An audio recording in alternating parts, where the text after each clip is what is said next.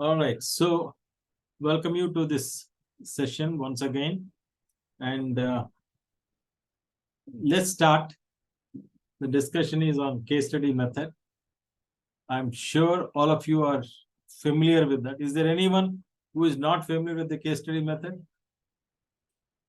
Anyone? You can raise your hand. So, 100% you are aware. Twinkle Timothy. Yeah, please share. You're not aware of the case study method? Sir, I'm very sorry. I raised hand because I didn't read the case. I'm aware of the case study method. I mistakenly Okay. raised the hand because I didn't read the case. Okay, actually, I should have sent you a few more days in advance. The selection of the case took me at least 3 days. I don't know how many hours I have spent on that. I've seen so many cases ranging from 15 pages to 30 pages. And I know that, all of you are very, very busy in your regular employment and your practice of training. And I was looking for a short case. Finally, I was able to lay my hand on this. And not only that, I thought this is a case where most of you can probably use it in some training program or the other. It is on a contemporary topic. And that is the reason why I have shared it. It took me it's more than that. I think last Monday onwards, I have started searching for the case. And finally, I put zero down on that only on Friday or so. So to that extent, yeah, I couldn't send it early. I don't know how many of you have been able to read, but then it is a very small one and very easy to read. As somebody said, it's a nice story type, a good story. Yeah. You said that.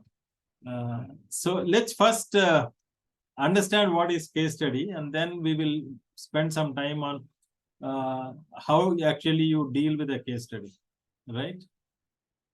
So, can somebody tell me what is a case study?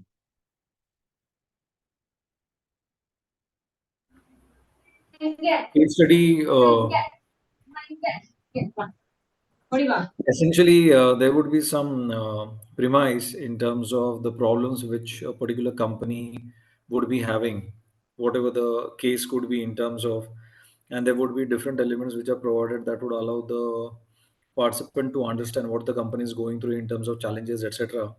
And most case studies towards the end, they do have few guiding questions, maybe 3 to 4 questions, wherein they would ask the participants to analyze basis the case that has been given, what their conclusion could be to a greater extent. It need not be a proper conclusion, but an indication of what could be the probable solution for the case in question.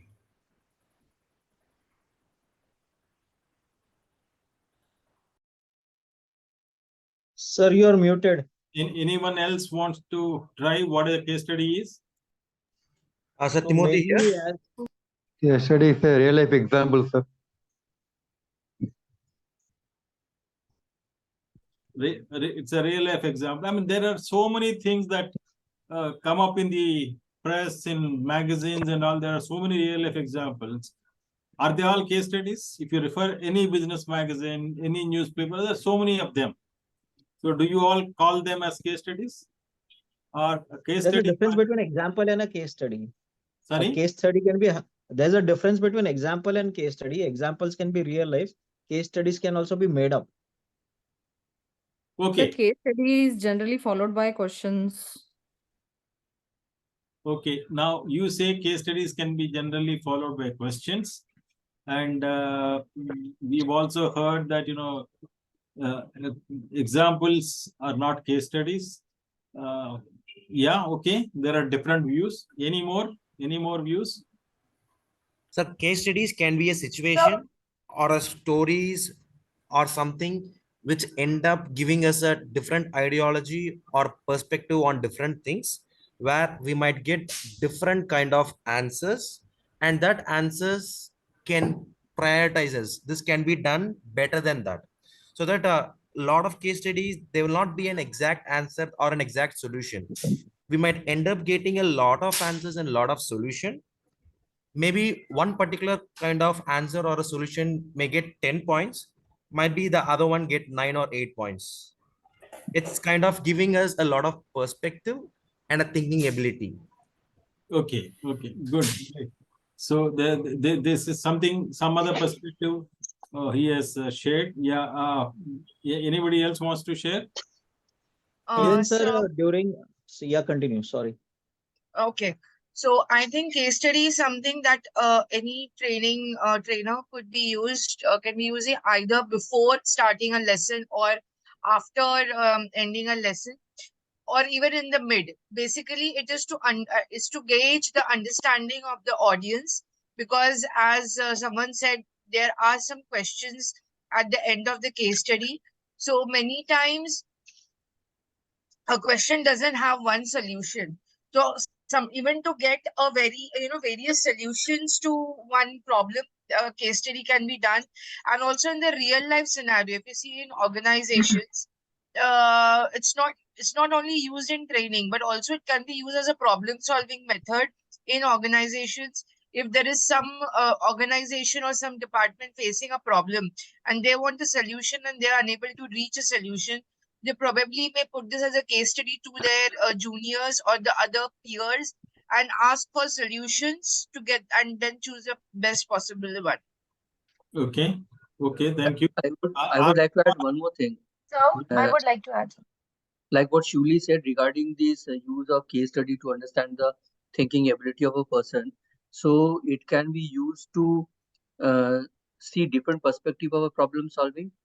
It is even used as a screening method for recruitment purpose to understand whether a particular candidate has the right kind of thought process or not. So that is one of the another usage of this case study. Okay, great. And Anand Kumar wants to say something.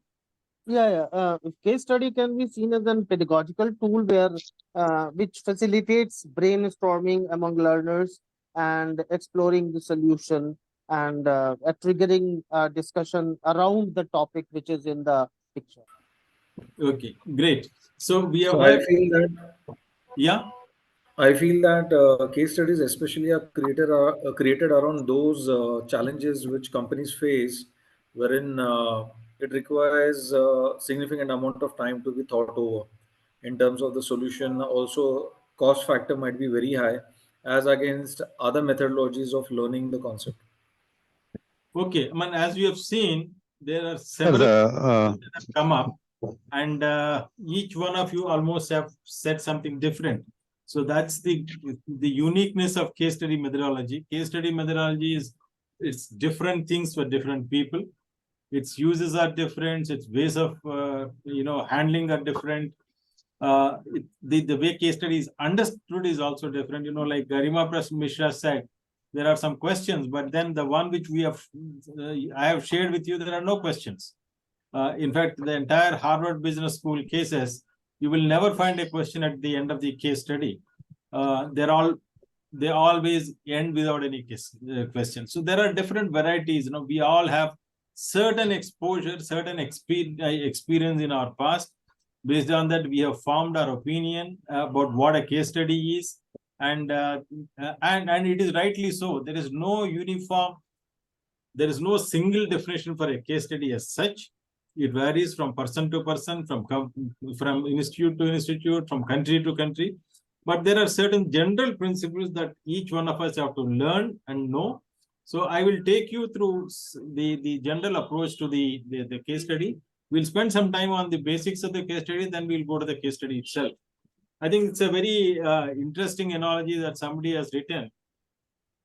Frank Sinatra said, love and marriage go together like a horse and a carriage. I don't know which is a horse and which is a carriage, we don't know, but then both are required to move the life on. And the same way, case methodology in business schools, basically, we are talking about the business situations or business context, and it's much like the horse and carriage. So you can move the class along with you if you have the case study as a methodology. And the case study methodology was primarily pioneered by the Harvard Business School. Harvard Business School started in the year 1908, and they started 1920 the case study methodology, and obviously it is now more than 100 years old, and it has stood the test of the time. There are several institutions, almost there are about 14,000 business schools across the world, apart from the companies that they use the case studies. So therefore, the case study is a well-tested method, and all of us can and should use in our training programs. The first written book from Harvard Business School was out in 1921. And if you look at the case study, actually it all started from the law and the medicine. Medical schools use case studies for their students even today. By and large, the whole anatomy, I think, is a sort of delivered through case study. And case laws are very, very common in the case of law schools. It was in 1920, the then dean of HBS, Wallace Donham, who identified the potential of bringing case studies into business schools, and then the journey started from there. Harvard Business School happens to be the pioneer and the number one in the case production in the world. Incidentally, I work for the ICFI Business School in Hyderabad, and we are the second largest case producers in the world. We are only next to Harvard Business School. All other top business schools in the world are next to IBS. Therefore, HBS and IBS are the number one and number two. We have something like 7,000 plus case studies in the case center, where the cases are, it's a repository of cases from where the cases are sold. Generally, case studies are basically, it's a great fun in learning. It's a great fun to learn. A lot of excitement is there. If you want to impart somebody some managerial skills in a very, very practical way, in a simulated way, it's a very effective method. And it has the ability to absorb people into it sucks the people, the class into it, and then they assume certain role, and therefore there is a sort of an experiential learning. Case study methodology is an experiential way of learning. And since you are discussing the real life situation, please remember, whatever we may say about theory, at the end of the day, in life, whatever the problems, whether it is personal or professional, the problems that we face are all multi-dimensional, there are multiple solutions, and nothing is straightforward. You have to be very practical. It requires a lot of thinking, analyzing, and taking decisions. And therefore, case study methodology is something very, very close to what people experience in their respective organization, and therefore it has the potential for developing effective managers. Yeah, it's a constructivist pedagogical method, as one of you have said, and it helps you to make decisions, and they're realistic, vivid, and sometimes you'll have to be very persuasive. And since we are in management, in most of the training program that we do, we train the decision makers, we train the leaders. Therefore, all of them having first-hand experience of being a part of a case study is worth doing it for all the training programs. So I think I will pause there, and then just from the examination point of view, also need to have a very clear idea of what a case study is in terms of answering them. So a case study is the description of real situation with a protagonist who has to decide something. The data in the case are likely to be incomplete. Please underline the word incomplete, as data often are in the real world. Most of the times when we take decisions in our life, we have only partial data. We don't have the full data, and yet you are forced to take a decision. Not only in the companies, even in our personal life. Many decisions that we take are based on only partial data, and then you keep on working around that and try to succeed, right? So I think I will stop there and then ask you, how do you prepare for a case study? Yeah, okay, you have a question there, Amit? Yes, sir. Yeah. Now, my question is, usually in case studies, whatever the case is all about, whatever the write-up is all about, as you also mentioned, and it's also there on the slide, that the case would be incomplete, and we have to find a No, no, no, solution. not case is not incomplete. The data is incomplete. You know, Sorry, I take back my words. The data is incomplete. right? So my Say, question was, ah, while answering the case in that scenario, what happens is we have the actual information for the case, which might be the solution. However, while answering the case, often the dilemma is, should we answer basis the data that is given in the case, or it should be that data along with other information that we have, which probably would have worked in the market. okay. Now the answer is very simple. First of all, case study, the case authors deliberately do two things. One, the data may not be complete, number one. Number two, they provide some data which is not required, so that you are able to decipher what is useful and what is not useful. That's also a skill.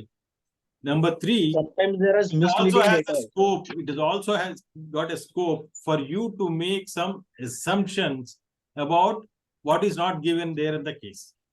And number four, with the availability of information technology and everything is at your fingertips, you can also search so much of data and bring it out and take decisions based on whatever is brought in by you along with the data given in the case study.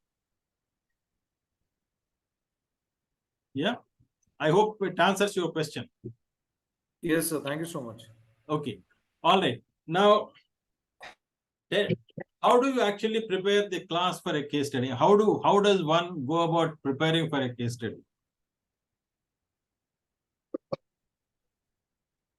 So most probably the subject or the domain specific information we have. Based upon that, we need to prepare a case study. No. For example, yesterday or day for yesterday, you received the case. How did you go about preparing for it? So By one of reading the the content and understanding, or trying to play the role of the main character, that is whose life is getting rewarded, like here the Akhil person. So Yeah, trying to be in his shoes and understand. Sir, we can go through what is the objective and what is the method in that case and what is the conclusion of that case study. So in my okay. case, what I'll do is I'll first read the questions if questions are provided, what is being asked, if questions are there. Otherwise, you read the case 2, 3 times, note down what are the key important factors, what the case is trying to talk about. And as you rightly mentioned, things which are irrelevant, I mean, any additional supplementary information which is not required, you filter it out and focus on the broader gist. Okay, so when the case doesn't have any question, questions, the first thing that you look for is what is there, what are the issues confronting the protagonist there, and that may not be clear in one reading. Sometimes you may have to read 2 times, 3 times. If the case is very complex, you may have to read it many more times. And that is one of the beauties of Harvard Business School cases are that one reading may not be enough. Actually, they are all very well written by people who have been experienced in writing the cases. So often, you will have to read them many times, not the one which I have circulated, but otherwise, if you take any typical case, which is around 15, 20 pages, in one reading, it may be difficult for anyone to make sense out of it. So what basically the preparation before you get into the classroom is first read the case, and you won't be able to make much meaning out of it. Read it again. If you still can't understand, reread it 2, 3 times. First time when you read, maybe you will not be able to make many points out of it. But second time, at least when you read, you will be able to make some underlining, making some notes, and start looking at some concepts and relating it to something in the case and all that. Then preferably a good case study methodology implementation requires small group discussions. The students or the trainees should discuss in small groups of 4 or 5 people together, and then they must have one round of discussion on what this case is all about and what are the issues in that, what are the dilemmas in that, and what are the options or the solutions there that can be possible. So that is the third step. And the final step is, of course, in the classroom, an experienced case study methodology teacher will hold a plenary class discussion in a case study. If you are not experienced, there are different ways people deal with the case study. Some teachers, some trainers ask a group of students to form together a small, prepare a small presentation on the case study and ask them to present the case study to the class. That is one way. And the other one is only a handful of people come prepared and they will be asked to discuss like a small group discussion. But they are not the right ways to do it. If you are a seasoned case study professional, then obviously you will have to deal with the case in the entire class, and that requires a thorough preparation, because if you're talking about 60-70 participants in the program and each one of them came prepared, you have some 60-70 different perspectives which are coming up, and therefore you should be able to look at from each possible perspective, and you should have written down all the possible options there, so that you are considered to be a superior case study dealing professional than those who are present. And it also makes a very important characteristic of the case study teacher is or a trainer is that you should know how to control the class, because if suddenly so many people keep speaking, it can go haywire. That is second problem. The third problem is some people can make irrelevant discussions there, and you should know how to cut down the irrelevant discussions. So this is the case preparation method. This is what most of the leading business schools in the world do it, whether it is IIM Ahmedabad, which follows the same HBS process of dealing the cases, or Harvard Business School. So if you follow this, you find the results to be very, very rewarding. So what are the attributes of a good case study? I think it's very relevant to talk about what Confucius said about tell me and I will forget, show me and I may remember, involve me and I will understand. Now, I can tell you, if a case study is very well done in the classroom, the memory of that, the flavor of the case study will remain with the student or the trainee forever, for lifetime. The experiences that he goes through are imprinted in his mind for a lifetime. Now, case study, as you all said in the beginning, it's basically a story that happened in a company, because we are talking about business-related case studies. It's related to a situation. It's related to some actual happening. It is also involving some characters in that, and the characters have certain dilemmas in the case study, and therefore a good case study teacher will also be a good storyteller. If you are able to lead the entire case, I'm saying only lead, not tell the story, because leading is basically facilitating, then the entire story of the company will remain with the student for a long, long time, right? So it should be standalone. The case should have data required to tackle the problem, only that much data, not too much, not too little. Sometimes it should leave the scope for the reader to assume certain data. Sometimes it should have certain data which is not relevant, so that the instructor knows whether this person who is analyzing the case is aware of how to get rid of overcome the unnecessary data in the case study. Now, of course, these days everybody has the access to the online databases. Therefore, you can still have more gaps in the data in the case study when the new case studies are written, so that the curiosity of the student or the trainee can be aroused, and the student can go and search for more amount of data. There must be some controversy. There must be some dilemma. Otherwise, the case study, there's no discussion. If it is a straight one-line answer from the entire case, then there's no need to have any discussion. There's no analysis. There is no thinking. So therefore, it should have conflicting options, so that people can discuss. And the discussion is what actually deep dives them into understanding the subject, understanding the concept. This also takes them, brings the emotional component to the classroom. I think emotion is very, very important while learning, and mere cognitive abilities are not good enough for learning. Even the emotional involvement is important. Now, the question remains, how much will be the length of the case? What should be the length of the case? Now, the case center in UK, which holds the repository of the cases from majority of the producers in the world, including the Harvard Business School, they found that the length of the case study over a period of time has been reducing, rightly so, because the current generation doesn't have the patience to read some 30 pages case study. They want to read smaller case studies, and therefore the average length of the case study in 2019 was supposed to be around 12 pages. But then should it be 12 pages? I think the best case study can be in 1 page. A 1 page case study can also have a discussion which can run for about 3 to 4 hours, right? But it should be well structured, and it is the responsibility of the author to present it in easy, simple to understand. It should not be like too much of jargon. It should not be too much of vocabulary which the student cannot understand. The case study the beauty of case study methodology is that every time you read the same case study year after year, you find new ways of analyzing it, new ways of discussing it. Therefore, there is immense potential for innovation in that. And I think it also brings in, particularly in business school, if you look at business school, the beauty of teaching in a business school is because of its diversity. You have students from multiple backgrounds, multiple states, sometimes multiple age groups. So the diversity, cultural diversity, educational diversity, gender diversity, all that brings in a huge amount of wealth of experience into the class.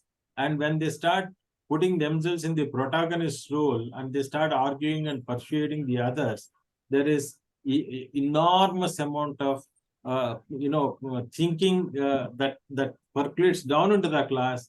And the case study discussion not only gives you the knowledge, it also corrects, I'm using the word, the attitudes of people on certain aspects, which otherwise you cannot correct the attitude of people just like that. But a discussion like this will help you to actually correct the attitude of students. Okay, I think we will stop here for a minute. And then if you have any questions, I can answer you. Does it make sense? Yes, sir. Yes, sir. Okay. Yes, sir. Any questions at this point? All right. We'll quickly finish this and then we'll go for the case discussion as such. Okay. How do you select a case? 2000. Very, very, very difficult to say because it depends on the audience that you're going to deal with, your own ability to invest time, the background of the audience, the motivation of the students, their experience levels, all that will determine. I can tell you, I had done a case study in my college days. That was a 1-page case. And believe me, it had so many dimensions embedded in that. The classroom discussion was conducted for almost 4 hours. So the length of the choice of the case study actually depends on several factors: the faculty capability, the students' motivation, students' capability themselves, and their own ability to invest time. All these factors get into that. But what how it helps is each student will learn. At the end of the day, each trainee will learn, and therefore the sense of satisfaction, sense of achievement will be higher when you use case study methodology. It will make them engage, sir. Sorry? It will make them engage. Yeah. I mean, that is why, the involvement of the student, the engagement of the students is much higher compared to many other. And therefore, the case study method actually survived for more than 100 years in Harvard Business School.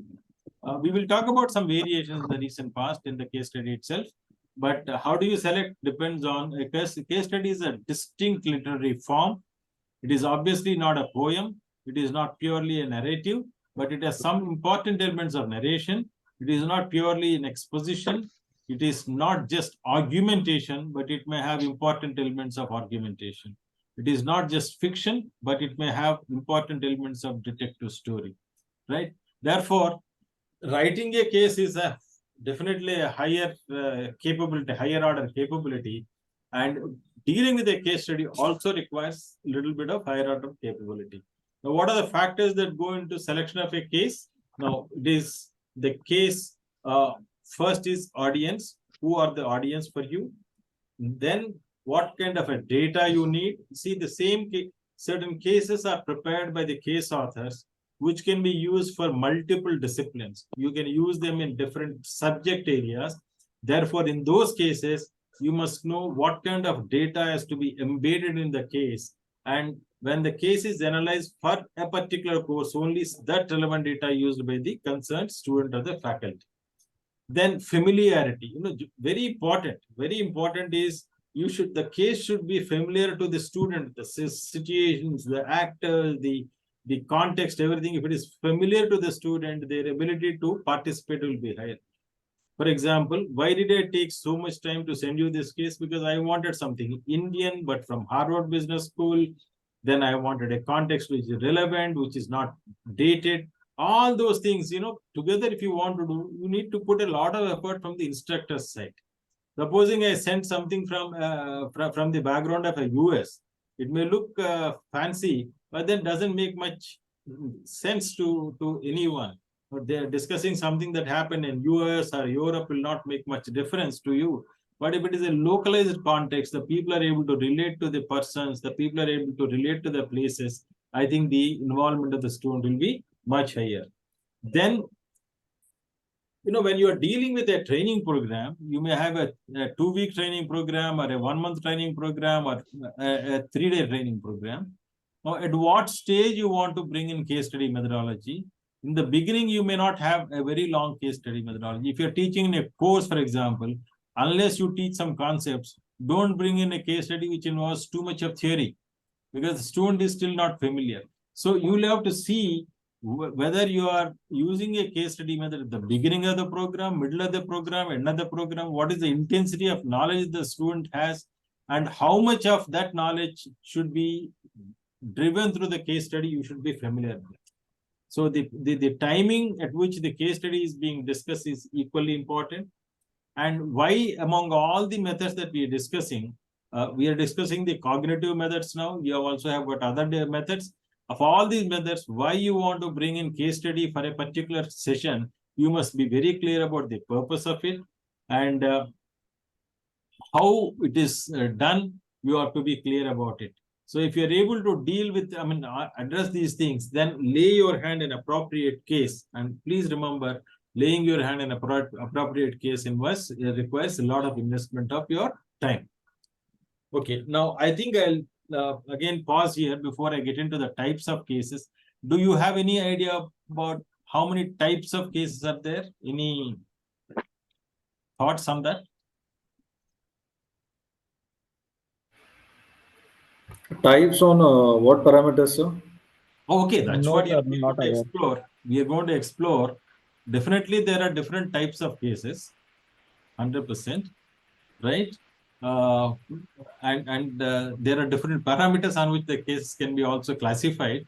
So if you have any thoughts on that, you can share. Otherwise, we will straight away go and discuss them. So there are also something called as caselets, which are like shorter versions of case studies. It might be running across 1 page or 2 pager, and the usual ones being multiple pages, wherein there might be financial data as well as textual data, while some other things might be perception kind of information. In terms of not giving factual data, but Or something ambiguous. So it can be sales, cumulative, distinctive, and we can say instincting, instrumental based on case study. So these are, I know, few of Okay. them. Okay. it can be of sales data of a particular region. Okay, great. Okay, as far as the caselets are concerned, it's like this. We were pioneers in making the caselets. When we started dealing the case studies, we realized particularly for the tier 2 city students of MBA or the current UG students, where for BBA also we use some case studies. It is difficult for them to read a full-blown case study of some 15-20 pages or even more. So it's like, toddlers, they are in the case study. For them, we used to prepare a gist of a longer case, a full-blown case, make it into maybe 1 page, 2 page, 3 page, depending on the scope that it uses. And these are called the caselets. Caselets are for the beginners. But then there are cases which are full 1-page cases, but that has a potential for a longer discussion. I'm not saying that case cannot be 1 page. Case can also be 1 page, but the caselets are specifically made for those who are just making a foray into learning through case study methodology. The audience are very clear.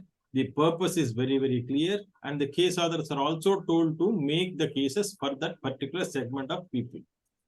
Now, having said that, let's now look at what are the different types of cases that are there. Cases can be classified based on the content, the source of data, and the way it is presented. Now, the content, it can be based on situation. It can be based on a very, very complex situation. And whether some cases do not have any decision making, they're all descriptive in nature and they don't have any decision making situations. Therefore, you have decision making cases which are different and background cases. Background cases are descriptive in nature. And there are something called dark side of business case. This is emerging, and these are now growing in number. All of us know there is an alternative to management. The management education has also got some critics in of late, and critical management theories. These people are coming out with new set of case studies which are labeled as dark side of business cases. And there are some case studies which are live, like Harvard Business School prepares case studies which are based on 100% live. They take about 2 years of time to write a case study. They go to the company, interview the concerned people. They bring in live conversations into it. They do extensive research. They take all the permissions, and then only they publish case. So there are different cases which are there based on the content. When it goes to the source data, you go to the field and do the data collection and write a case. That is a field research. Then there are some cases which are basically desk-related cases. You collect data from various business magazines, newspapers, companies' annual reports, annual statements of the annual general body meeting. When the meeting is conducted, the chairman makes a statement. So from various sources which are secondary in nature, you collect the data and prepare a case study that is actually desk research. We call it as library cases. Library cases are basically called from the published data, secondary data, but out of that you can call out a case study. And then you have some armchair cases which are based on your own experience. You have a personal experience, and out of that you can carve out a case. So since it is a personal experience case, it's also called armchair cases. And some cases are single. That means you have only one case and the case discussion is done and it's period. But there are cases which are sequential. The case authors, they write a series of 5-6 cases related to the same company. Case A, B, C, D, E, like that. Those are all sequential cases. So if you have got multiple cases like that, A, B, C, D, E, kind of multiple cases, obviously you have to deal with each one of them one after the other. The background information is given only in the first case. In the rest of the cases, you don't give the background information. Therefore, without doing the first case, other cases cannot be dealt with. It is in sequence. It keeps on increasing the quality and level of discussion, the dilemma in the discussion, and it may be sometimes multiple discipline. It involves multiple disciplines. Therefore, the utility of the case is much higher. When you're dealing with sequential cases, let us say a case has got 4 different variants. First, you don't give all the cases together to the student or the trainee. First, you give the first the first part of the case. Let it be discussed, and then discuss the second. Give the second part. Let it be discussed. Third part, let it be discussed. Fourth part, let it be discussed. So let it go in sequential way. That is why we call it as sequential way of dealing with the cases. So there are different varieties of cases based on how they are written. In fact, of late, we are also making case studies, one more based on content, we are calling them as cartoon cases. The case study is prepared with some cartoons in that. It may be 3-4 pages, and there are some characters in that, and each character makes some statement, and those statements are used for, they are the case material, and using that, the students make the case study, and then the discussion takes place. They are called cartoon cases. In our case, we call it as that. And we've also found, including the Harvard Business School is now coming up with, people do not have time and energy to read even 10 pages or 5 pages. They're all used to reading only WhatsApp messages and Twitter messages of late.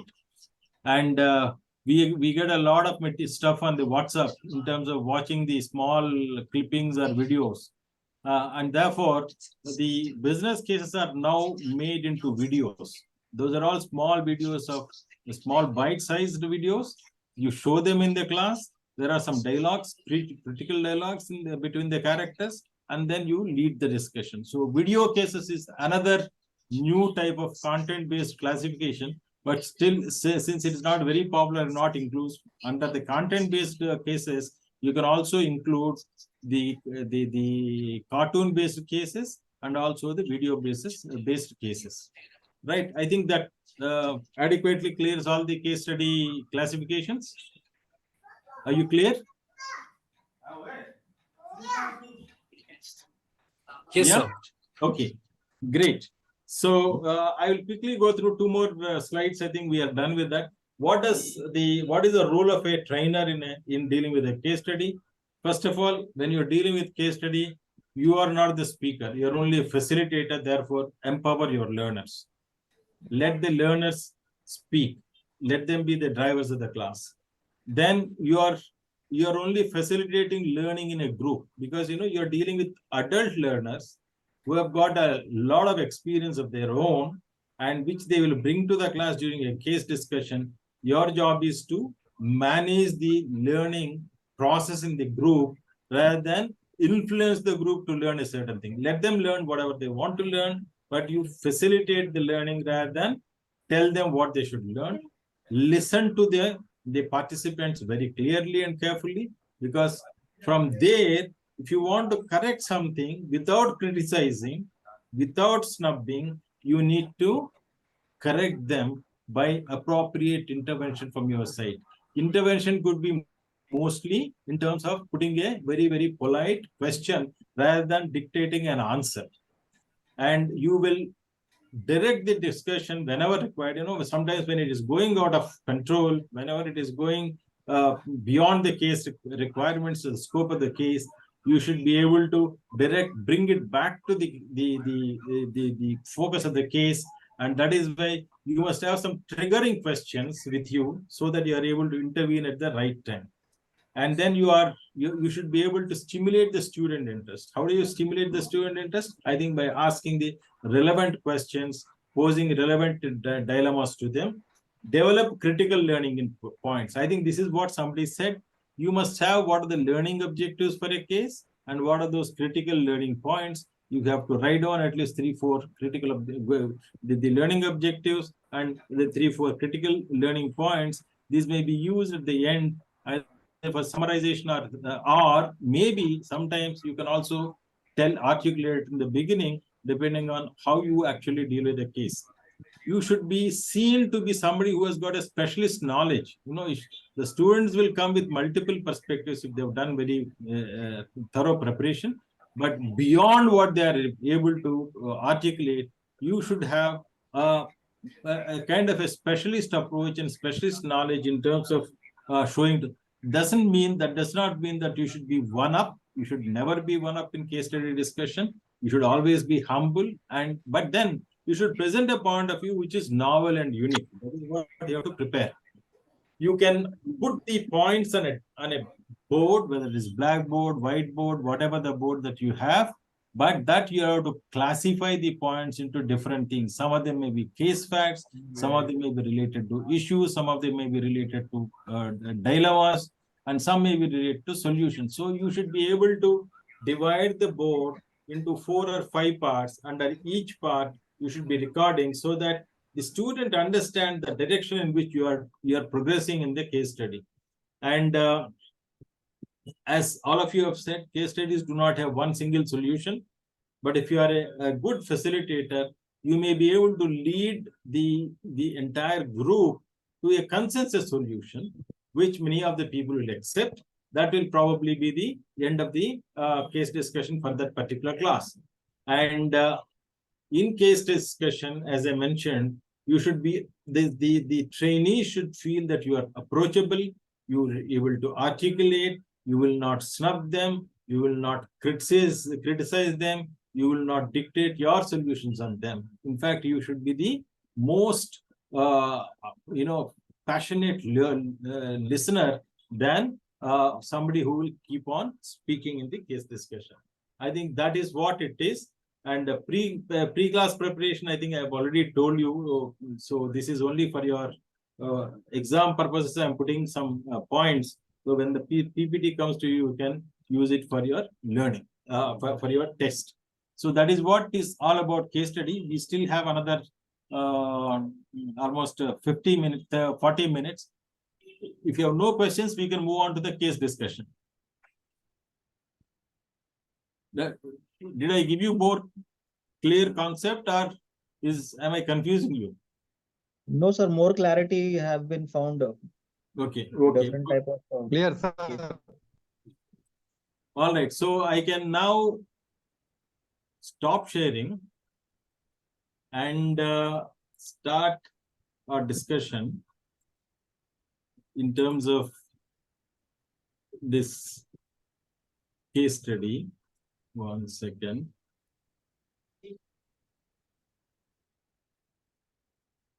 This has been particularly chosen to make your life very simple and easy, and a very contemporary topic. So we are now going to discuss the career at a crossroad, Akhil and Rupa. How many of you have read this at least once? All of you? I'm only seeing one hand going up. Others have not read that. Couldn't read it, sir. Couldn't read. That's a very candid question. But anybody else who read that?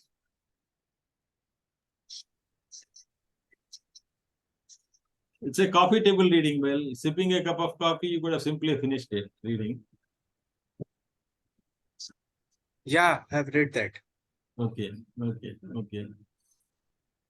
Great. Okay. So, since I think Mr. Jigar Mistry said he has gone through the case, so for the benefit of the entire group, can we start with you on the background of the case? So this is a case about a person who is studying abroad. He is in Harvard and he's about to make a presentation. And he's caught up at a crossroad in his life where his family members want him to pursue his father's business, which he has started as a lawyer.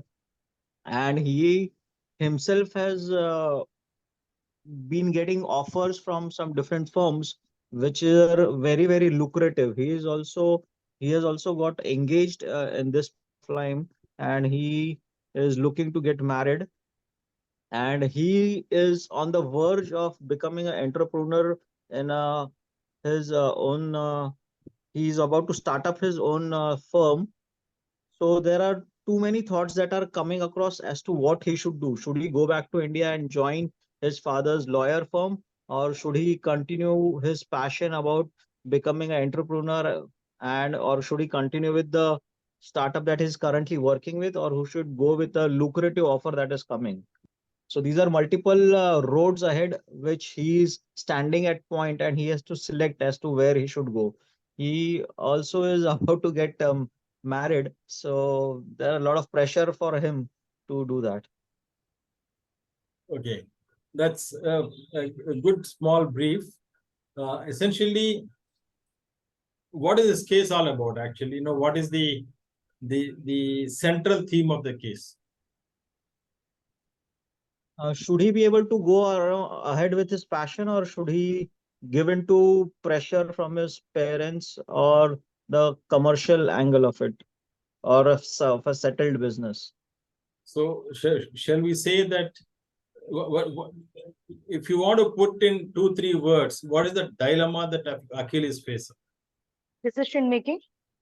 Yes, Is a dilemma between, I think, his own intention to do something for the environment, which it was why he was forming the startup, and the next thing is personal life, his career, and then his marriage and all the things. So it's a dilemma between these two things: his Okay. dream and in his personal engagements. Okay, Babita ma'am, you wanted to say something? I mentioned it's a decision making situation. So he has to make a choice for his life Between now. choice between Choice between the option that he has, whether it's a family business or the offer or his passion. So which works. So- So it's basically to make a choice between what works best. So what is his passion? To become an entrepreneur. Okay. Yeah. So where is the dilemma? If your passion is to become an entrepreneur, just become No, one. the dilemma between I think the pressure, family pressure, and his own decision. I think. So the fiance here is also trying to pressurize to go for a stable job, so they both can have a happy life ahead. Okay. The problem is not just the passion. The problem Yeah, is it is not only the versus passion. love, right? It's just the stability, whether to take the risk or not. And multiple other things have also cropped up. The person whom he was about to start that company or startup, she is also in a dilemma. And the financer has also started to back out because they said, okay, we'll join after some time. Okay, So so there are many troubles, coming to what Sir, challenges. has said. So how do can we first zero down what is the central theme of the case is basically? Sir, Central he don't know theme of the he case don't know the is priorities, sir. Sir, he is not able to choose a decision. What should he do? Actually, he's confusing a bit about all those things. So Okay. he's not able to take a decision. Okay, so he is unable to make a decision between becoming an entrepreneur or a professional earning handsome salary or going and joining the family business, right? These are the three basic dilemmas he has, right? yes, right. How often people at that stage, in fact, most of us have crossed that stage and came up to what we are now. How often people face these dilemmas in life? Yes, Most of indeed, the time. yeah, everyone Yes, at Garima, go some on. part of Sorry. the, I mean, yes, everyone at a point of time is. And how did we go about taking the decision? I mean, suppose you are the I mean, sir, you are Akhil. You are Akhil now. most of the bachelors, when they have to opt between professional and what to say, uh, moving ahead with family and making a family. So that is the biggest dilemma of today's scenario with the professionals here out who are yet to settle down in their careers and want to have some more time. Okay, Garima, now you are Akhil now. Now you have to think as Akhil. You have to tell us what would you do. You are Akhil. पापा बोल रहे business join करो बोलो. Fiance बोल रहा शादी करो. Sir, yes, sir. So I am very clear about the answer actually. What should be the ideal answer that I can tell you? That both the things go hand in hand. You have to get married at a particular or the right age of or right place of time in your life. But still, you have to continue with your professional, career and achieving what you really deserve. So yes, everything has its own time and uh, correct point that you need to take a step ahead. So you should have that guts and you can go ahead with both the professions. I mean, profession and personal progress. No, You're hand in only hand. quoting the words. You're not telling us you are Akhil. Will you leave? पिक्चरला story बरोबर नाही आहे. Will you go and take up a job? Will you start your company? You're not telling that. Sir, I am telling from the point of view of Akhil, he must go for a job. He must go Okay. for a job, and then after, when he settle in his job, or at the time of his retirement, or if he feels like that he has made enough professional growth, he could come back and join the company. Okay, now Garima says, at least now she has very clearly spelled out that he should take up the job, right? Okay, now Prachi says she should prioritize their work first. Now, is there anyone who thinks that no, he should not take up the job, he should jolly well go for the company? Job I and haven't- company, which Sir, I haven't read the which case. point are we talking about? Yeah, Anirban? Yeah. So yeah. So if he wants to take risks, so he can take risks, start something. No, So no, what no, will don't happen? talk He may about become third broke. person. No, you don't talk about third person. Anirban is now Akhil. Will Akhil settle down for starting the company, keeping, making your fiancé unhappy?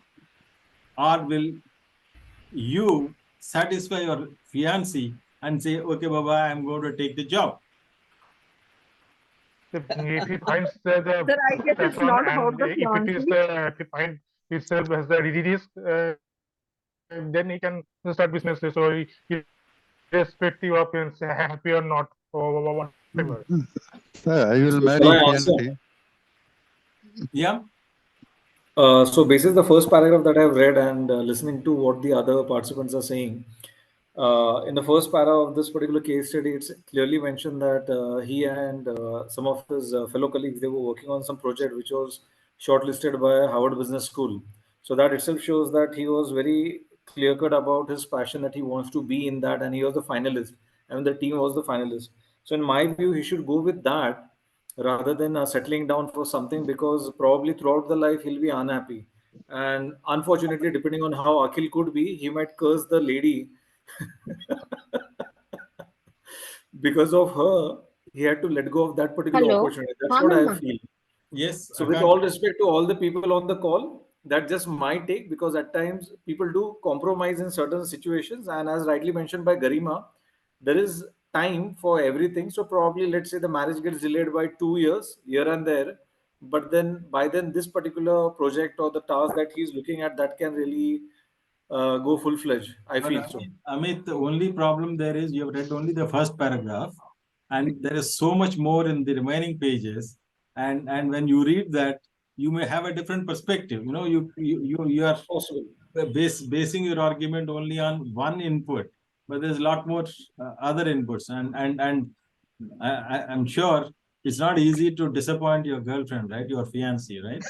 True. Sir, So I'm not saying, sir, he should let go off, but I'm saying, basis the discussion that was going on between Jigar and Garima and other people, maybe a Garima little bit understood delay. that. Yeah. Garima understood the risk of letting down the fiancé, and that is why she said probably no, I'll go for the job first, make enough money, and then come back and try and do something.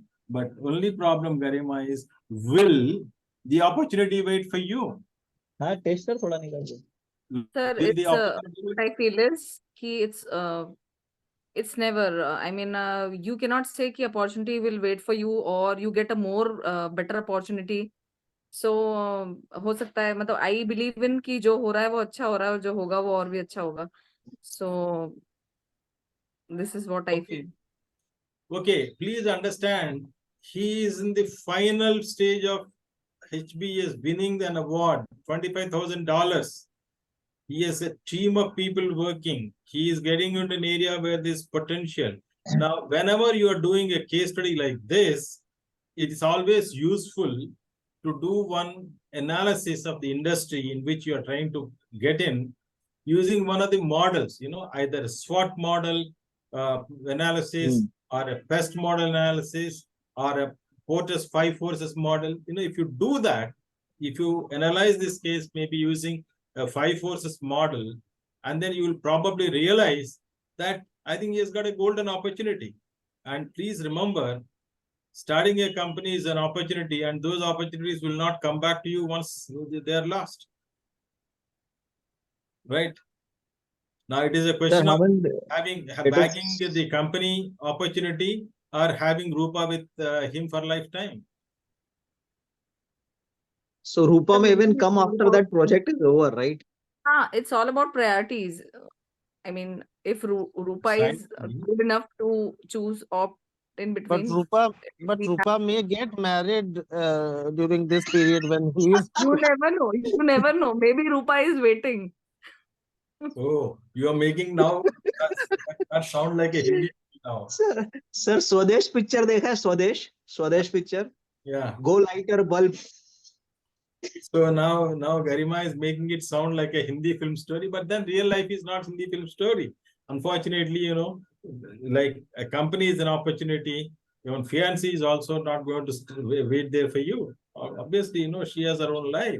She is 28 years of age. The case mentions she has 28 years of age, and I'm sure she's not going to wait for 5 years more and see whether you will succeed, no? Yeah. Vijay Raghavan, you want to say something? Akanksha, you wanted to share something. Akanksha? First, I will marry my girlfriend. Sorry? First, I will marry my girlfriend, sir. Okay.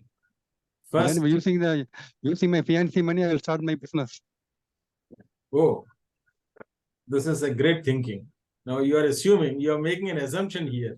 The case does not say your fiancé has tons of money. No, she is not a daughter of some. Sir, South. Not South Indian, even throughout India. No. That's I think precisely this. Your argument has to be based on what is provided in the case. Right? As somebody So said, simply and professionally, it is he should go for professional progress. That's it. He has to uh, grab the opportunity what he has in hand. That is it. okay, what you're saying is the bird in hand is worth two in bush. Right? So that is, I think Garima has been very, very consistent.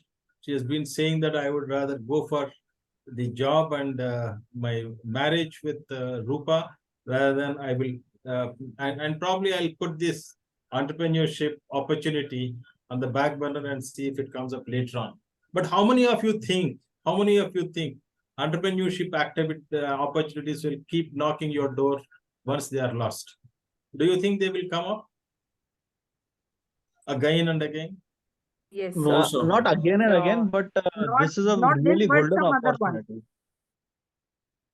No, Yeah, you that is what. as you have worked with them, two of the other partners are there. Obviously, they were also together with you. But do you think it's right on your part to tell them, look, I'm going to marry first, let me have some family life, and then we will see. And then what happens to the project? What happens to the work that they have done along with you? I totally agree with Anand's comment also. We create opportunities in the second half. But if you want to cash in the right place where you are currently, and if it is going to change your life, then you should go ahead with the opportunity that is available to you. And it is just taking the bold moves. And people who Here, understand you.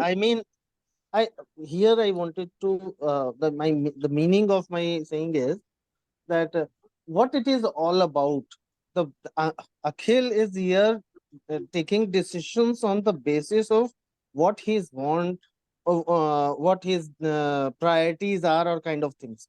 So, if his ability is to create opportunities for himself, it may be done later. Accordingly, he can decide for him, and depending upon what kind of situation he is in. If he's in situation like he is aging, or the fiance is moving, if he's not deciding at this point of time, so prioritization may take may alter in that sense. So in that way, I'm saying that we can create opportunities later also if I'm not grabbing it right now.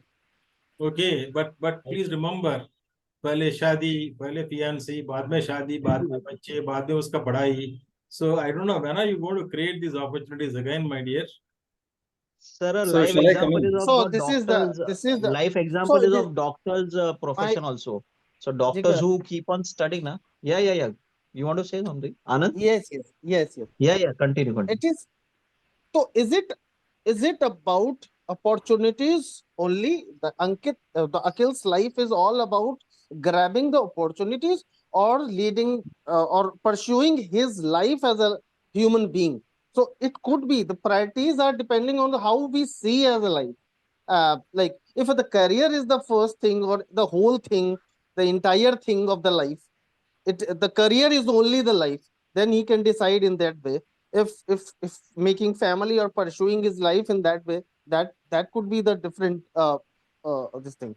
This will always be dilemma. Only my from my perspective, it's the kind of perspective we look at life, and accordingly we make choices. Okay, okay. Mugdha, do you have anything to share? Now, I honestly think that opportunities once lost do come back, but it takes its own little time. Um, any case study, I would always say needs a communication. Here, in this case, he would probably speak out the entire situation to the to his fiance. First thing, second thing, हमारे हिंदी में बहुत लोग कहते हैं कि सबसे बड़ा रोग है कि क्या कहेंगे लोग. So Wow, wow, wow. I think we all really end up doing things to please people and society. We really don't follow things. So here, I think if I was in Akhil's place, I would take that risk, because if I have the capability, I can always go and join back the job, because then I'm capable, right? But then once I move out of that zone frenzy, once I get into the family liabilities, those opportunities don't come back that easy. And you don't make that decisions that easy. So while you can, you should just go with the flow. Okay, Sir, Garima, now you So have I a would just like to add, sir, counter here. view. Garima, you have a counter Sir, view. Sir, I have finished reading the case. Shall I give my inputs now? Yeah, go ahead. So this is the overall case. I mean, as some of you all have all rightly put it across, Akhil is in a dilemma wherein he wants to pursue his career in terms of his business venture, and there's also a prize amount of $25,000 that's associated with it. And he has a girlfriend by the name Rupa. Now, Rupa is uncertain in terms of how well Akhil would be in a fiance. position to progress with regards to the business, etc. But however, there's also a fellowship program which is offered by Harvard Business School, wherein there would be some monetary grant that he can explore, although currently he's not aware about it. Now, Rupa is 28 years old. Now, considering they are from India and how the typical mindset that we have, and I really loved the way Mugdha put that particular line across. I heard it for the very first time, but I really loved it. Uh, I can take it from you. Log kya kahenge? I'm not able to recall what the sentence was. So in India, that age is considered to be very prime in terms of, especially for women, wherein they need to settle down by the age of 20 to 23, but she is already 28. So, in my view, what can really work out well for Akhil without disturbing the entire ecosystem being, he can have engagement with Rupa. As such, he is already having two job offers. That shows that he's capable in the market. There is market value for his experience, whatever he's trying to do, because the offer that he has from Elk and one more company, it's again similar to what he has been working on related to the global climate or the whatever the terminology that they have used. So if he pursues his career at the same time, Rupa can start working. Probably they'll have to keep a thought process in mind wherein they don't start the family immediately. The way the typical Indian mindset usually happens, especially when people get married. And unfortunately, women have to let go of their career, which is a different story. But considering this case, Akhil can very well pursue his aspiration of starting his own venture, and rest other things can fall in line the way I mentioned. Without, I mean, he'll have to talk to Rupa. She needs to be in line with his view, opinion. Probably she can take up a job for a while wherein she can support, and once things are falling in place, he can very well pursue. If things don't fall in place, he can always wind it up and start working. accepting the reality and going ahead, maybe he can give another shot. That's what I feel. Okay, great. So now we have got two people who are saying we should become an entrepreneur, not a job holder. Hey, So sir, entrepreneur as well as he can get married. Now, it is not necessary that they should have a big fat wedding, which normally happens in India. Both of them are in US, so they can just have a simple wedding and they can continue their lives and he can be part of that program that he's looking for as an entrepreneur. that brings us to the central point. Is the dilemma between becoming an entrepreneur or taking a career-oriented job, or is it a dilemma between becoming an entrepreneur or getting married? Actually, where is this emanating from in the mind of Akhil? Is his problem Rupa, or is his problem is indecision on settling down with a job versus becoming an entrepreneur? I think job versus the big idea that he has. That is the main challenge. Right. Now you are coming. So far, as you can see, Rupa has been a sort of a distraction. Rupa is not really his problem. Rupa is not the main issue of the central focus. The problem for Akhil is to be an entrepreneur or to be a job holder. Right? Now, what are the factors which promote the idea of becoming an entrepreneur, and what are the facts given in the case which will support the case of becoming a job holder and leading? In both the cases, any case, Rupa is not going to go away. Rupa is going to be there.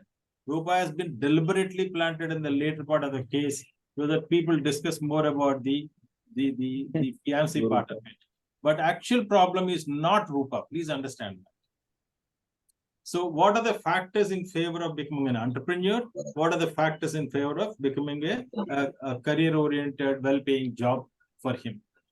Now, in this situation, since we did not have time, it was not done, it makes sense to do an industry analysis, the industry in which he wants to get in, do a sort of industry analysis from the data sources that you can lay your hands on, and see what are the factors of success. I mean, like you have already said, what are the factors of success for him so far? What supports his probability of being successful in the entrepreneurship? His passion towards good the work. Support from his colleagues who have been working on that. 25,000 grant from Harvard Business School, an assured order for the first order, and if that order goes through, he'll get some more orders. So there is certain amount of fallback for him, right? So if you can note down the factors in favor of his entrepreneurship venture versus his job, which is fairly decently paying, I think the way he is thinking probably can be much more clearer. We can look at which way to go. But I think Garima is also right. It also comes from the culture from which we come. I think what Garima said is, okay, we take the least risk path. अच्छा job है, बीवी है, बच्चे होंगे, happy life. Why to get into all this? फिर आएंगे तो we'll see. If opportunity comes, we'll see. Otherwise, also I'm not bad. But in your scheme of things, Garima, if this opportunity does not come, because your colleagues will not wait for you, you can move on. Similarly, they also will move on. The HBS backing may not be there later on because right now you are there. Afterwards, that may not be there. Right? True, sir. So if you look at that, the culture, Amit and Mugdha probably are coming from some areas where their ability to take risk is higher, whereas Garima is presenting me a situation where I get a feeling that, okay, the risk-taking ability is an issue there. Right? And now that we are coming to the fag end of the discussion, we are nearing the closing time. What do others feel? How many of you think that he should go for an entrepreneurial venture and start his company? This side, Bharat sir. Yeah, Bharat. I believe he means if I look into the overall available entrepreneur, okay, so this is a lifetime opportunity which I believe, and the age is also where he can take a good risk. So anyhow, he can go ahead with this opportunity, and then of course capability will not go away. So he can, if he finds something which is not workable for him, so he can look at into that again, having that learning and going ahead with the job. Okay, but the entrepreneurship is, I think, uh, very few people can get it opportunity. Anyhow, always there is a probability that people consider the age factor for specifically for entrepreneurship. Okay, Okay. we have some example, but they are very like in fingertips. Okay. So we can talk about like Dr. Lal Path. So yeah, so there are very selective people, those who are started their business at in 60s, and still they are successful. So Absolutely. the age is very much supportive for the entrepreneurship and business and the job per se. I believe with the capability, one can go back again if required. Okay, now the entrepreneurship is gaining traction. We've got lesser supporters for the job. Garima, you have any further reference in your favor? Yes, sir. Actually, from talking about the starting years or the starting time of your professional career, may not be your background is so strong in case of finance or any kind of sound background you are from. You have to make your identity. And where I am talking about finances or the economic or professional well-being of a person, of an individual, he or she must go for a job, a good job, which he has in hand. And Okay, then after he can plan. let me pause you, Garima. Is this a stereotype? Is this a stereotype that we have? I must make some money, I must have some name, then only I can get into a company. Otherwise, I am running a risk. Is this a stereotype? Well, Is that genuine? it's not a stereotype. Analyzing today's scenario in every kind of company, you never know if you have started a business or you are a good entrepreneur after 2 years. Just an example, you all have gone through the era. I mean, these years when we stuck with the lockdown. So many entrepreneurs, they wounded up their bags and headed towards their home and the safer places. So That's you okay. never know. Once in 100 years, the one is over. Next 100 years, you don't have to worry. Um, Sir, that's what And I felt. I analyzed the situation. I know, First, you have to make I'm money. not And saying what you've not analyzed. What I'm saying is, most of us, do we have the stereotype before we get yeah, into some entrepreneurial venture? I yeah, must have some money behind me. money. Right, I right. must Yes, have it is. some name for me. Is this Yes, true? Because yes, if you this is. look at the richest guys in the world, I think when they started their venture, I don't think any one of them had any great money with them. Right, sir. Definitely. So it is a kind of stereotype also, and it depends upon a person's destiny, or it's a different factor. It's your luck also that works sometimes, because many of the men and women are there who are at the tea stall, but everyone is not Narendra Modi. Many of them are doing the job of waiter, but they are not Akshay Kumar anymore. So it Okay. happens. It is just about luck. Okay. Sir, I want to add something. Yeah. Uh, uh, so one thing that we are not really talking about here, and it's also not mentioned, that we haven't spoken about the entrepreneurial drive in the guy. So if there is that strong drive to be entrepreneur, then you are ready to risk it all, be it Rupa or be it the job or anything else. So it's not even mentioned there in the case. So if I don't Intent think is there will be a important. right or wrong answer to it. So if that drive is really strong, you're also okay to lose it all and go the entrepreneurial way. That's a So great point. That's a great point. What Akanksha said is, there is not enough information in the case that he has got the drive for entrepreneurship. Can anyone contest this? Do you agree with what Akanksha said? So I'll contest that. Yeah, I think Amit gone. Uh, yeah. So basis the case that I have read in a span of 10-15 minutes quickly. So there are multiple statements wherein there are people who are supporting him for his passion. The only important point being what he is going to decide, which probably people are not aware about what's happening in his mind with regards to various factors which are there.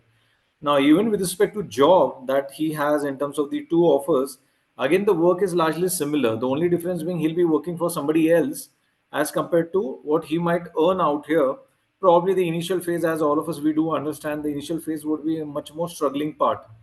But he is dedicated towards it. Now, if we exclude that part completely, about the passion part and the entrepreneurial part. Now, what is left for him to do in life? Obviously, he'll have to take up a job or he'll have to start working with his father, whatever the family business is in Mumbai. So, for him, he is determined to do that. For him, the only hiccup being with regards to that opportunity, as against what Rupa probably she's acting like a catalyst. Although you mentioned that that's not the case, but probably as a human being, that will still be there at the back of the mind for the person. And even if he picks up the job, there is one line clearly mentioned in the case study wherein the position won't be there for longer time period. And if he goes for that particular position, he can relocate to Mumbai, wherein he'll be there with his family. Now, even if he wants to go for job, he can still be with his family and with Rupa, and all the other things will happen. He'll continue with the work. But the whole crux or the fulcrum of this particular case is about his entrepreneurial spirit that he has, the passion that he has towards it. Because work-wise, he's going to do the same thing. Because considering his background, whatever information that we have, that's my take on it. Okay, I think Anand wants to say something. Yes, yes. So actually, it's not contending, Amit, but I think uh, apart from grabbing the earning aspect, that I will have the earning for myself in entrepreneurship, and for in job I will be working for others. There are different aspects. The spirit of entrepreneurship, or the characteristic of entrepreneurship, has much higher, something greater than earning and the job, kind of the similarity of job or the earning part. It is the entrepreneurship drive is very different in terms of the passion and the drive, and I'm not able, I don't have words to define it now, but it is much more greater. So here is when we come to entrepreneurship drive, that is the deciding factor here to take decision or making choices if other things are not being considered, like Rupa and other aspects. So this is my point. Okay, I think in between Bharat also wanted to chip in and Yeah. So absolutely like that, what just someone has talked about. See, what I believe with this scenario or the case is specifically dilemma has came because the person also realized that the entrepreneurship is maybe the one-time opportunity, right? Otherwise, job is there, family business is there, okay, but he may not get this opportunity again. So if we all think once again for ourselves also, so we all love to have this opportunity at this certain age of time, because uh, the pride and of course the freedom we get as an entrepreneur is not there with the business job. okay. So the dilemma itself, if we are talking about dilemma, the dilemma came because of that. And the case itself says that there is a drive of entrepreneurship only for him. Okay. So you are trying to contest what Akanksha said. You are saying that he has the entrepreneurship drive, he has the opportunity, and all other things there is no uncertainty about them. Your thinking is that he should go for entrepreneurship. That's what you're saying. Okay, I think Absolutely. it's already 4:30, so we should not extend it for long. So, accepting those who have spoken, anybody else wants to summarize? That's a great discussion. I think you are really absolutely amazing in terms of participation. Very diverse points of views have come. Very interesting discussion. So, anyone else who wants to summarize this whole thing in about 1 or 2 minutes? So I'll summarize. I would love to summarize. Who's that? No, Yes, no. Amit. We will give a chance to somebody who has not spoken so far. We will see if anybody volunteers. Prachi Thakur, you have been putting some messages in between. So would you like to take this opportunity and summarize? Prachi? No? Okay. Okay. What you are basically seeing in a, basically I wanted to make you, I want to sensitize you to the real life situation. Typically in a case study, this is what you see. Only 10-15% of the people will study the case. And out of that, maybe half of them will do the analysis and come to the class. A large majority of them will not really take part in the discussion. And it ultimately, it takes time for others to join the discussion. Initially 2 or 3, gradually more people will come and join. So this requires much advanced planning. If I had given this case maybe 2 weeks in advance and then given you some guidelines as to how to prepare, probably the preparation level and the participation level would have been different, right? So since you are not, actually the purpose of doing this case is not really to discuss the case, but how the dynamics in the classroom work, how the dynamics in the training room really work. And you have actually experienced what is going to happen when you take up a case in any training program, right? And towards the end, if you want to summarize, it's the same people will come. Sir, if we Okay. have to do, Yeah. really Okay. sorry to interrupt, sir. Yeah, please. So Go on. if we have to do this something similar like this in the classroom, so how should we end up concluding it? Like, because there is no correct answer to it, and in most of the cases there is no correct answer. It's just different judgments that come up. You are So as a trainer, should we give our individual opinion or should we not? No. I would refrain from giving the individual opinion on that. One way of doing it is, now as you see this here, first it was Garima who said, I think you should take a job and get married.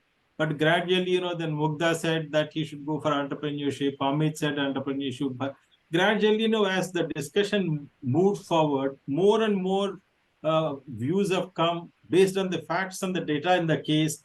Everybody is now supporting he should go for the entrepreneurship, try his luck. If he fails, doesn't matter. He still has the potential to get the job and live and survive. And in any case, Rupa is going to provide the backup because she also has some job offers on hand. So the discussion from one end of the spectrum, it moved to the other end, and more people are in favor of his becoming an entrepreneur. Right? So one way is to conclude is to ask the class, okay, how many of you think that you should become an entrepreneur? Raise your hand. So take an opinion poll there and take an opinion poll on becoming an employee of ilk, and you will find some kind of convergence, and most likely the group will vote in favor of becoming the entrepreneur. So leave it at that. You don't say this is my opinion. Leave it open to them, and they will take away whatever they want to take away. Have I answered you, Akanksha? They don't have to have an answer. It all depends on several factors, but then you have created a path for them to think. And in this case, if majority of the people think that he should go for entrepreneurship, once you leave the class, you will also keep thinking, should he become an entrepreneur or a job holder? And that is good enough. That leads to learning. You trigger the thinking is itself a sort of a point of learning starting. Okay? Are you okay with that? Okay. Anand raised her hand. Yes. Just want to say something. I just reminded one movie called 12 Men in Hollywood movie, or Ruka Hua Faisla in Hindi. So the same dynamics what you are mentioning about has happened there in the boardroom where 12 the whole movie is about 12 men sitting in the conference room and talking about or discussing about one culprit, whether he has murdered or not, and the way it has started and the end is very different. And the same time, I just reminded about that. It is available on YouTube. I think, Good. yeah. Great. Yeah, I think we will give the last chance to Amit, and then we will close the discussion. Thank you, sir. So, in my view, he should go for entrepreneurship because rest other things will follow considering all the factors which are given in the case. At a personal level, I can say every day I think I should start something of my own. I keep experimenting with coffee because I love coffee or millet. So there are so many things I do. So my point out here is other things can follow automatically, but not all of us will look for being an entrepreneur for various reasons. Maybe we are too comfortable in what we do, or we don't think, or we don't have the ideas, plans, etc. In his case, he has a clear cut approach in terms of what he would love to do. The only hiccup being how he progresses about it. So if entrepreneurship doesn't work, obviously he can go for the age old tradition which is there to get a job. If that doesn't suit him, he can always go and join his father's business, but he should give it a try definitely for this one. And I feel it can always work out if person is so inclined. Maybe the Great. time might be much more higher. Great. I think that's great. Then nothing like succeeds like success. And if he succeeds in his entrepreneurial venture, I think the whole life is made for him. And he has all the factors probably that he can take the risk today. And if that he doesn't take the risk today, probably tomorrow may not be having the ability to take similar risk.